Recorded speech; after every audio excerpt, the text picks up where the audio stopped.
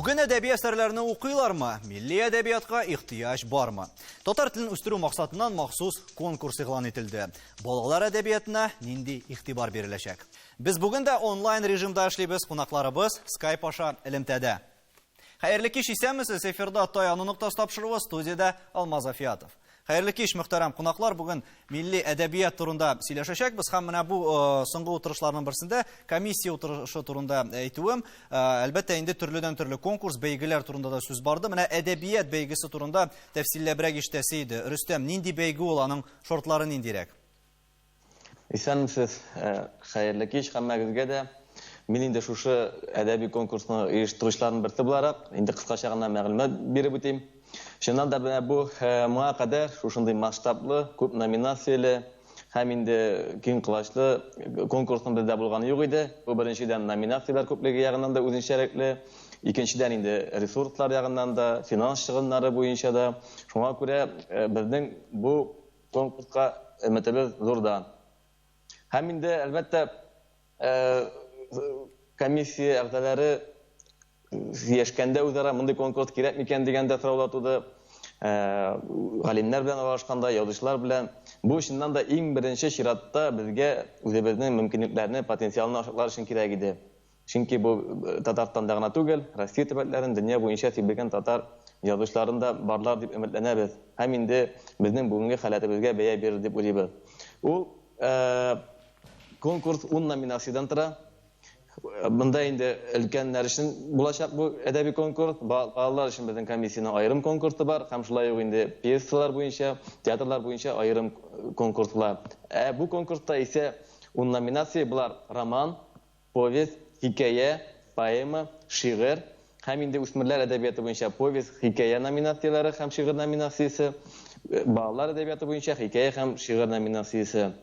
Әмәйе біз әлеге студияда жиылғанда да инде әдәбият мәсьәләләрен күтәрә башлаган идек. Ркаил әфәнде, нинди максатлар күз алдында тота? Монда яңа авторларны эзләү күбрәк беренче планга чыга микән? Әллә инде булган авторларга ниндидер мәсәлән шул ук үзара бәйге оештырып, күпмедер дәрәҗәдә бәлки матди яктан да ярдәм итү каралганмы? Икесе дә бар инде моның. Чөнки ярыш ул әдәбиятта ниндидер бер стимул бирә язучыларга. Бу инде бу ярыш ул беренче тапкыр гына үткәрелми, әлбәттә теге масштабы, киңлек ягыннан Рөстәм әйтмешли, мондый ярыш, мондый конкурсның булганы юк иде әле. Әлегрәк менә мин инде шактый өлкән кеше буларак Совет вакытында да андый конкурслар даими үткәрелеп килә иде. Алар гадәттә бер датага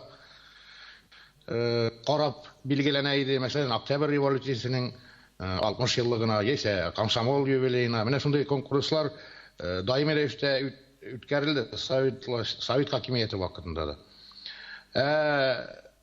Хәзергә килгәндә исә конкурслар шулай ук үткәрелеп килә.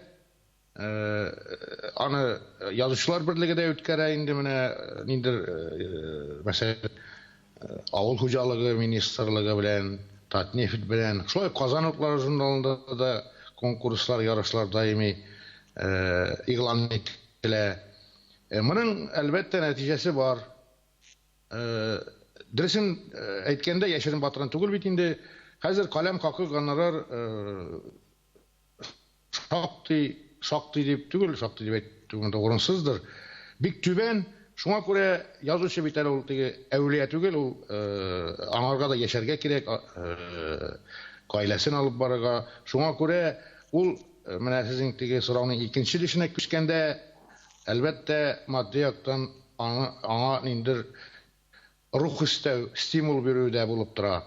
Монда әлбәттә бу ярышның максаты яңа исемнәр табу гына түгел.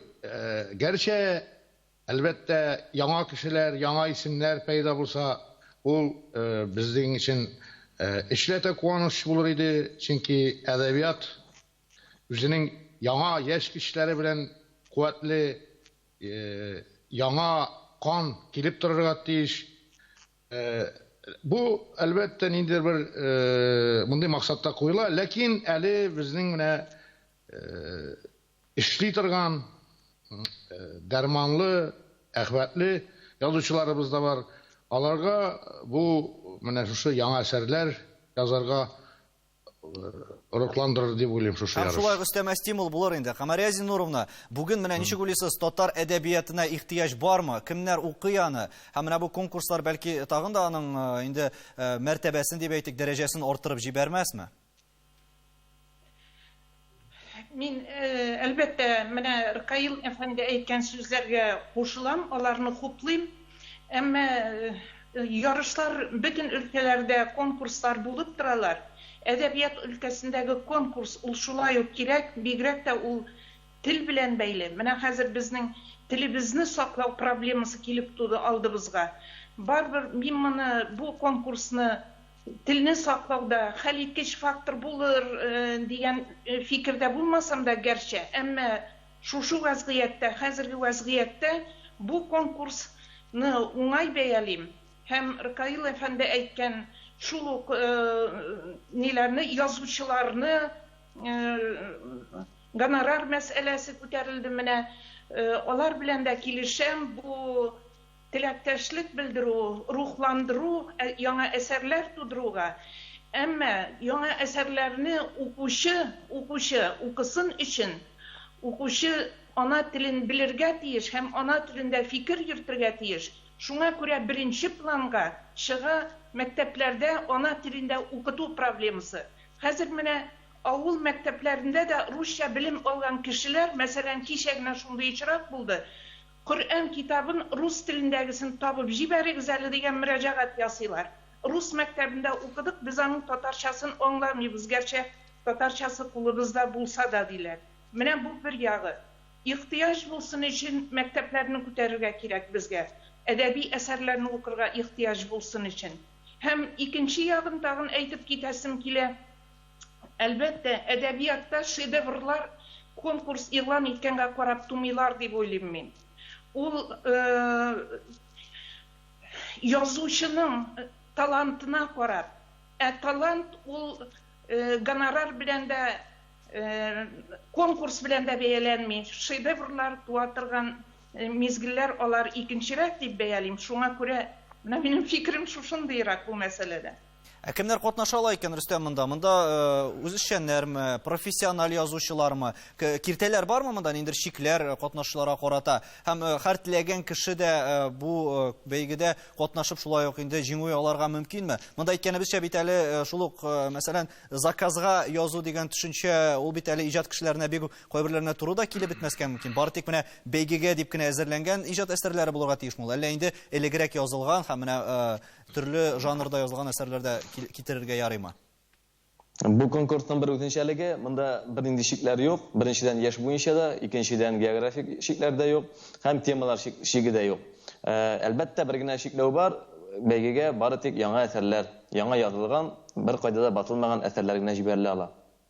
Катнашучыларга килгәндә яшьләр күпме? Танылган исемнәрдән тыш. Һәм монда бит мин аның шулай инде шартларын укып чыккан идем әлеге бәйгене. Монда яңа исемнәрне ачу максаты да күз алдында тора. Яңа авторларны ачу. Бу безнең шартларда бүгенге вазгыятьтә реаль күренешме?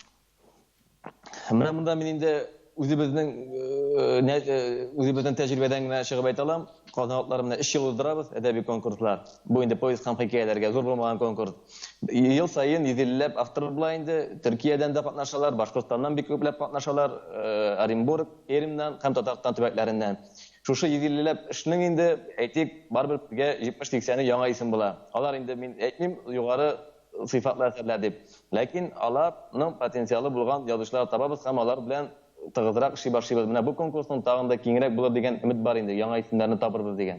Һәм тапшыруларның берсендә Рыкаил әфәнде бу сезгәдер сорау, яшь шагыйрә килде. Ул әйтә, менә мәсәлән без шигырьләрне алып киләбез ди. Шул ук газета, журналларда бастыра алмау проблемасы да бар ди ул әйтә. Һәм шулай ук инде редакторлар мәсьәләсе дә бар бит инде монда. Бөтен яшьләргә дә юл ачык түгел дип әйтә ул. Һәм алар шул ук Инстаграмда, социаль челтәрләрдә генә шикләнергә мәҗбүр. Менә бу киләчәктә безнең шул ук яшь талантларның ачылуына киртә булып тормыймы икән?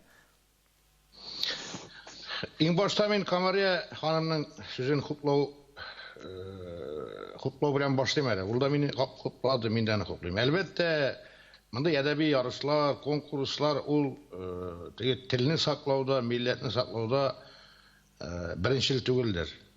Һәм ул шулай да ул дөрес әйтә Камария ханым. Иң беренче әлбәттә татар мәгарифе системасының тулы кешенә эшләвендә. Ул бар иде, ләкин мәгълүм законнар, мәгълүм күрсәтмәләр нәтиҗәсендә ул шактый зур югалтулар кичерде.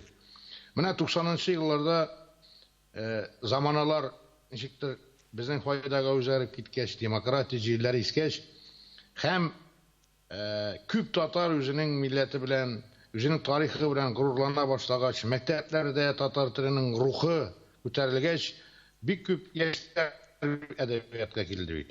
Менә шул Рөстәмнәр, Рүзәлләр, Йолдызлар һәм башкалар монда санап китсәң, алар шактый гаҗыйла. Шуңа күрә монда теге укучыларыбыз бармы дигән сорау әлбәттә бу чиракта дөрес. Ләкин тагын бер сорауны да биреп була. Язучыларыбыз бармы һәм булачакмы соң? Даирәсе тарая кими икән, аның язучылары да кимиячәк һәм тора-бара әлбәттә ул бөтенләй әдәбиятка кеше килмей башларга да мөмкин. Чөнки уку әле бер нәрсә, әдәби әсәр языр өчен белем генә дә һәм татар телен әле әйбәт белүдә җитми, аның өчен әле ниндер талант та кирәк. Шуңа күрә biz иң беренче игътибарны бу комиссиядә менә бу әлбәттә шушы татар мәгарифенә юнәлтергә кирәк булыйм. Ярышларның, яшьләрнең теге әдәбиятка кирип китмәү мәсьәләсенә килгәндә, элеккегә караганда соңгы менә шушы 20 еллар эчендә яшьләргә әдәбиятка кирип китәргә минем карашымча чагыштырып әйтәм инде мин җиңелрәк хәтта. Әгәр дә талантлы бер яшь кеше килсә, кызмы ул, яшүсмер егетме, без аны кочак җәеп каршы алабыз. Татар әдәби әсәрләренең сыйфатын ничек арттырырга бу хакта рекламадан соң?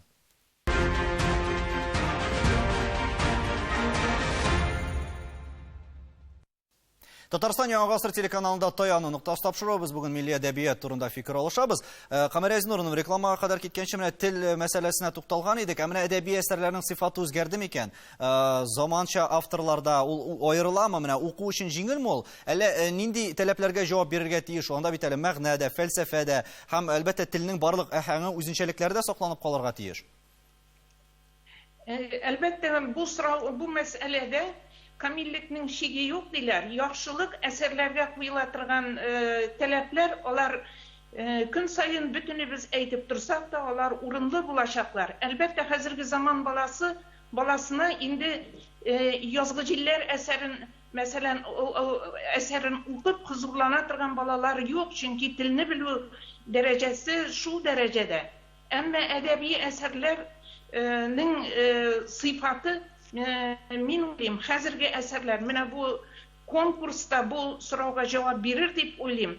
Хәзерге язучылар, балалар белән бер җирлектә тора торган язучылар, балалар аңлый торган темаларга, балалар белән укырга тартыла торган темаларга язырлар дигән минем өмитем бар. Шул яктан бу конкурска өмит баглыйм. Мәктәптә укыганда хәзерге заман язучыларын балаларга укыта башлап чыгарып җибәрергә кирәк. Тәмамлаганнан соң мәктәпне балалар үзләре әдәбиятка тартыла торган булып, әсәрне үзе эзләп алып укый торган булырга тиешләр. Әлбәттә сүз бара шедеврлар турында. Алар шул ук вакытта алар тарихка да кирип калырга тиеш бит, киләчәккә алып барырга тиешләр. Менә мин әсәрләрнең сыйфатына таләпләр турында шушыны әйтер идем.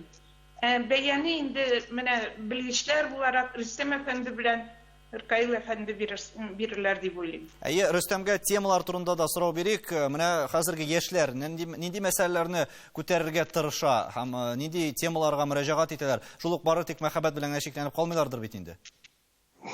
Юк, әлбәттә. Әле менә Камария Зинуровна тыңлап торам, кызык. Шуннан да менә редакциядә үзебездә бүген утырыш булды. Менә без үзебезчә укучыга шушы әсәр барып җитәчәк, ошаячак дип уйлыйбыз. Үзебез уртача санаган әсәр киресенчә популяррак була, бик күп кайта базар алабыз, шулай сайтлар аша. Без дөресен әйткәндә хәзер укучыга күп төрле, күп сыйфатлы төрле дәрәҗәдәге әсәрләр бирә алабыз, һәм укучы да шулай ук төрле. Ләкин шулай да матур әдәбият дип юкка гына әйтмиләр бит инде. Без инде барбер эстетик кыйммәткә, элеккеге традицияны саклап, әдәбият инде ул матур әдәбият булып калырга тиеш. Ә инде шуннан да темалар төрлелеге дигәндә, шуннан да бүген бик күп темаларны күтәрергә була. Мине мәсәлән бигрәк тә шушы конкурста кызыксындырыр иде безнең бик күп шәхесләребез, милли шәхесләребез, каһарманнарыбыз, әле төрле гасырлардагы, төрле чорлардагы, әле кайтарылып бетмәгән. Алар бүгенге көн укучысы өчен шул җиңел дә, аңлаешлы да мобиль тел белән язылып җиткерелсен иде шушы конкурс аша. Шулай ук әле безнең бик күп вакыйгаларыбыз, төрле чорлардагы милләтебез язмышына бәйле, шул вакыйгалар әле яктыртылмаган. Нәкъ менә шушы темаларга игътибар итәрләр дип өметләнәм. Ә кемнәр бәя бирәчәк әлеге әсәрләргә? Бүгенге көндә жюри составын әзерләү бара. Ул инде әлбәттә намуслы да, профессиональ яктан да әзерлекле кешеләр дибез. Үзегез беләсез, бүгенге көндә андый кешеләрне табу кыен, кеше табу кыен бүген. Комиссияга тәкъдим итәләр жюри әгъзаларын, ул яшерен булыр дип беләбез. Һәм ул жюри расланганнан соң комиссия әгъзалары белән килештереп, жюри урыннарны билгеләячәк. Ә комиссия әгъзалары, татар телен саклау комиссиясе дип әйтик инде. Алар жюриның карарын инде раслаячак. Мөмкинме? Камер Эзнуровна? Мөмкин.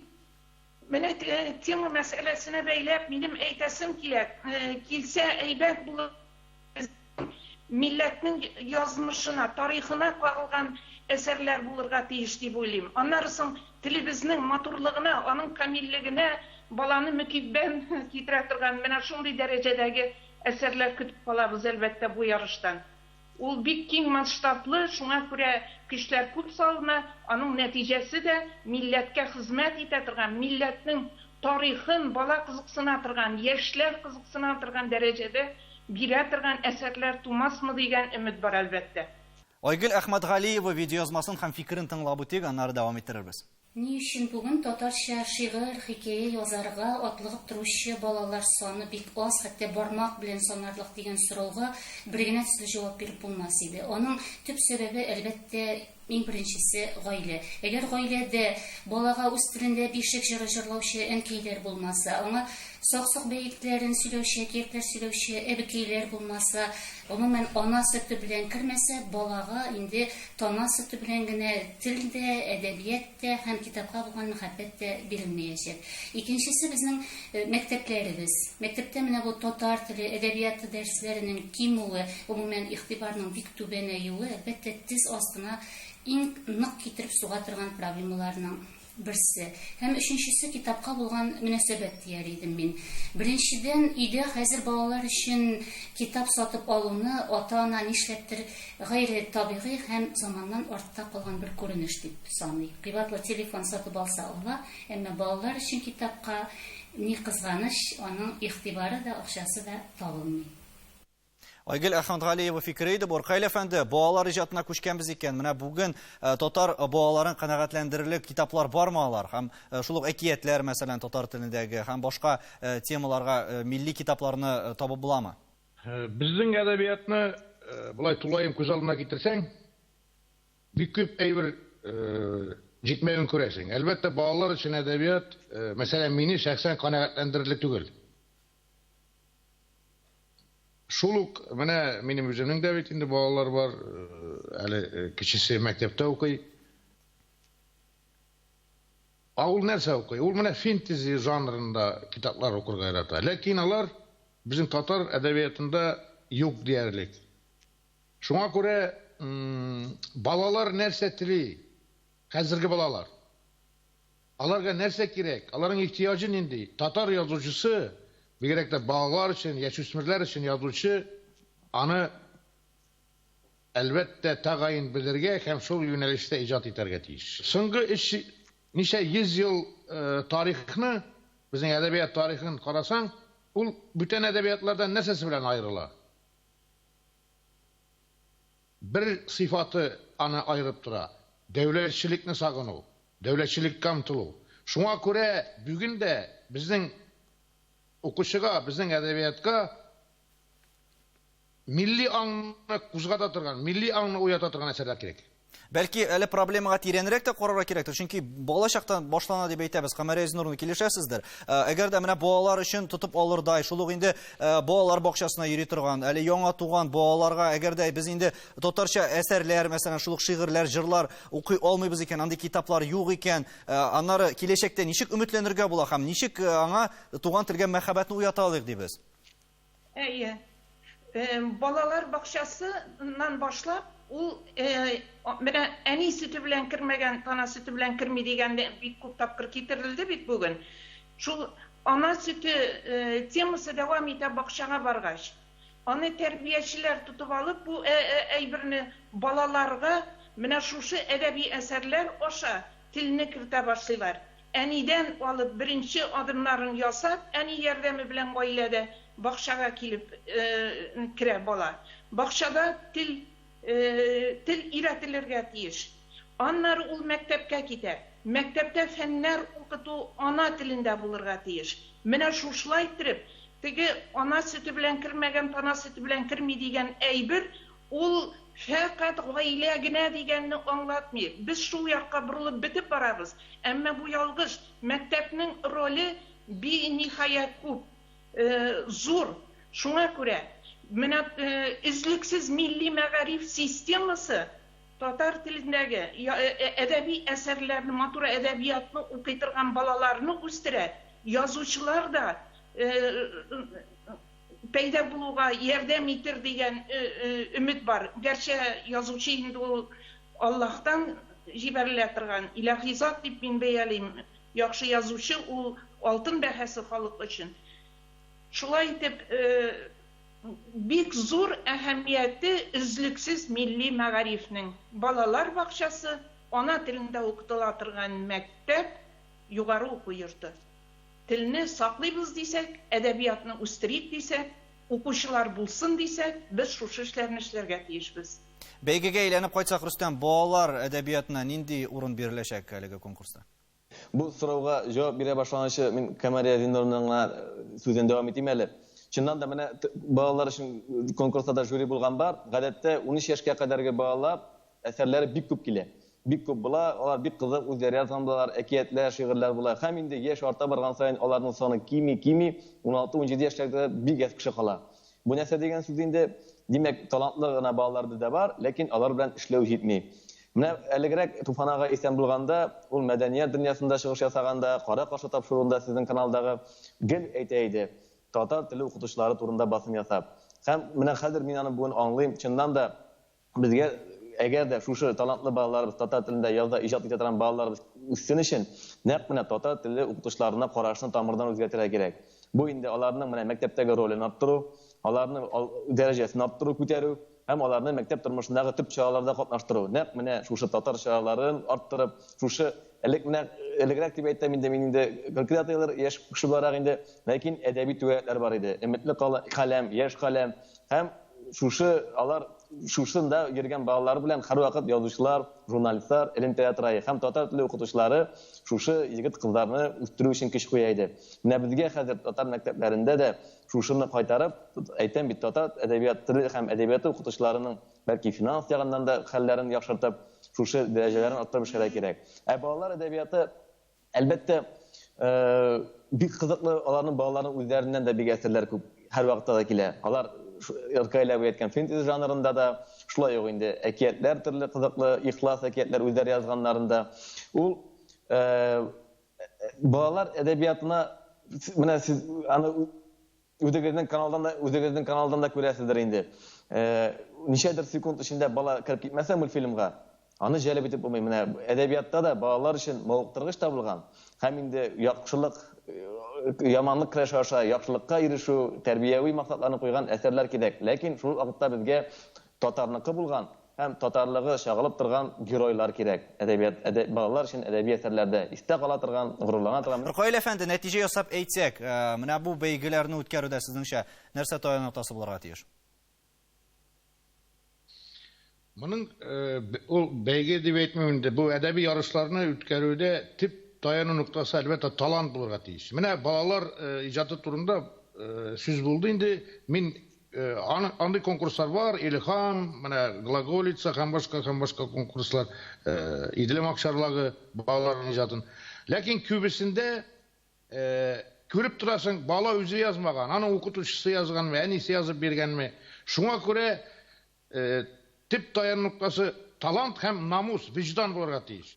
Безнең белән элемтәдә булганыгыз өчен барыгызга да бик зур рәхмәт, ышанып калабыз. Безнең тапшырдан соң бәлки милли әдәбиятка игътибар да берникадәр артыр дип. Сау булыгыз. Sağ olun. Телне үстерү татар китапларын, әдәбиятны, шигъриятны укудан башлана. Милли әдәбиятыбыз үсештә булсын иде дигән теләктә сау булашабыз. Исәнлектә күрешергә язсын.